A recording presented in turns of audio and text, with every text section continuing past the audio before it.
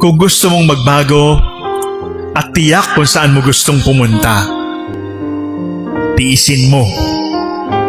Kailangan mong tiisin sapagkat ang buhay na madali ay hindi mo maipagmamalaki. Kailangang matuto tayong magbago mula sa buhay na madali sa buhay ng pagtitiis, sapagkat sa buhay ng pagtitiis mayroong pangarap na makakamit. Alam na natin yon. Kung may tiyaga, may nilaga. Pero ayaw natin ang nagtitiis. Ayaw natin ang nagtitiyaga. Kaya hindi rin tayo makapagbago. Tiyakin mo. Hello guys, tapos na yung simba. Tapos na ang misa. So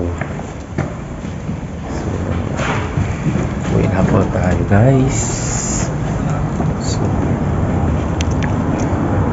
ayan. Salamat guys. Bye bye.